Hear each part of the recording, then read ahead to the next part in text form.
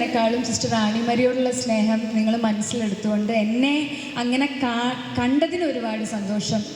ഈ ഒരു സെലിബ്രേഷൻ്റെ ഭാഗമാവാൻ എന്നെ ഇൻവൈറ്റ് ചെയ്തതിൽ ഒത്തിരി സന്തോഷം.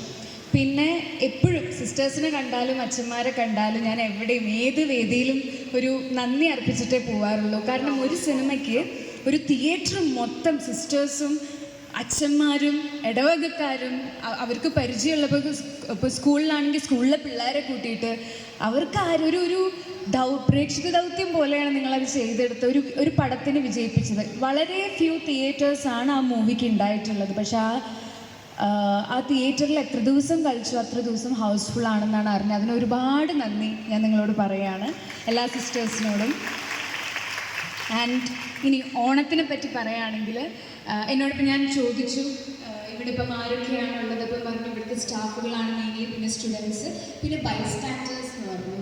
അപ്പം ബൈസ്റ്റാൻഡേഴ്സ് ആയിട്ട് ഇരിക്കുന്നവർ ഞാൻ നിങ്ങൾക്ക് വേണ്ടി ഞാൻ പ്രാർത്ഥിക്കുന്ന ഒരൊറ്റ കാര്യം, എത്രയും പെട്ടെന്ന് വീട്ടിൽ പോകാൻ പറ്റട്ടെ എന്നുള്ളതാണ്. ആ ആരോഗ്യം തിരിച്ചെടുക്കാൻ ആർക്ക് വേണ്ടിയായിട്ടാണോ ഇവിടേക്ക് വന്നിട്ടുള്ളത് ആ ആരോഗ്യം തിരിച്ചെടുത്ത് ഹാപ്പി ആയിട്ട് സാൻജോയിൽ നിന്ന് പോകാൻ പറ്റട്ടെ എന്ന് ഞാൻ പ്രാർത്ഥിക്കുകയാണ്. നിങ്ങൾ വന്നിരിക്കുന്ന ഇടം ഇത്രയും മാലാഖമാരുടെ ഇടയിലോട്ടാണ് നിങ്ങൾ വന്നിരിക്കുന്നത്. അപ്പോൾ വിഷമങ്ങളൊക്കെ മാറ്റി വെച്ച് ഒത്തിരി സമയം ഇവരുടെ കൂടെ ആഘോഷിക്കാൻ വന്നതിൽ ഒത്തിരി സന്തോഷം ഫീൽ ചെയ്യുന്നു.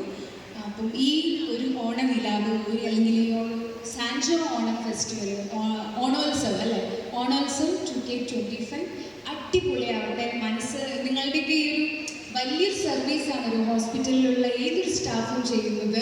പാവം മാവേലി ചേട്ടൻ ഞെട്ടി. ഞാൻ ചോദിച്ചു മാവേലി ചേട്ടൻ്റെ പേരെന്താണെന്ന് ചോദിച്ചു. അപ്പം ഞാൻ ആദ്യം എനിക്കൊരു ഷേക്കൻ്റെ വന്നു. അപ്പോൾ ഭയങ്കര സോഫ്റ്റ് ഹാൻഡ്. അപ്പം ഞാൻ വിചാരിച്ചു ഓക്കെ ഡോക്ടറായിരിക്കും, എവിടെയൊക്കെ ചിരിക്കുന്നു ഡോക്ടേഴ്സിൻ്റെ കയ്യൊക്കെ ഭയങ്കര സോഫ്റ്റ് ആയിരിക്കുമല്ലോ എന്ന് വിചാരിച്ചു ഡോക്ടറായിരിക്കും എന്ന് വിചാരിച്ചു. അപ്പം അങ്ങനെ മാവേലി ചേട്ടൻ ഷേക്കിനൊക്കെ തന്ന് ഓടി വന്ന് ആ ഒരു സമാധാനം ഇരുന്നപ്പോഴത്തേക്കും നമ്മുടെ വേറൊരു സെക്യൂരിറ്റി ചേട്ടൻ എന്താ ഇരിക്കണേ കളിക്കുന്നു പറഞ്ഞിട്ട്. എനിക്ക് തോന്നുന്നത് മാവേലി വല്ലപ്പോഴും പ്രജകളൊക്കെ കണ്ട് ആസ്വദിച്ചിരിക്കാനുള്ള അവിടെയും ഇരിപ്പം കിട്ടുന്നില്ല പുള്ളിക്ക്.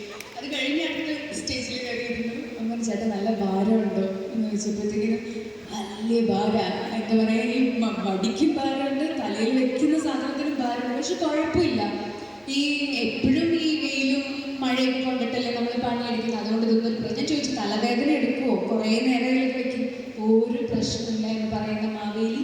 ഇതായിരിക്കണം മാവേലി, ഈ ഒരു മൈൻഡ് സെറ്റ് ആവണം മാവേലിക്ക്. എന്നാലല്ലേ പ്രജകളുടെ എല്ലാവരും അവർക്ക് കണ്ട് മനസ്സിലാക്കി ചെയ്യാനൊക്കെ പറ്റുള്ളൂ. ഇനി മുതൽ അടുത്ത മാവേലി ചേട്ടനുണ്ട്, സൂര്യചേട്ടൻ്റെ മാവേലിയുടെ പേര് എല്ലാവരും മാവേലി.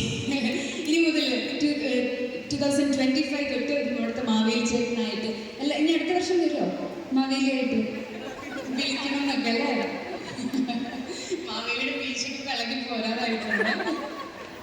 എന്തായാലും ചേട്ടൻ്റെ കുടുംബത്തിനും എല്ലാവിധ അനുഗ്രഹവും ഉണ്ടാവട്ടെ, പ്രയോജനമുണ്ടാവും. So thank you once again Sanjo hospital. എല്ലാവർക്കും ഒരു അടിപൊളി Onam wishes. Thank you. Thank you ma'am, thank you so much. എന്താ പറയുക, ഈ ഒരു മൊമെന്റിൽ ഈ ഒരു ടൈം ഞങ്ങൾക്കായിട്ട് മാറ്റി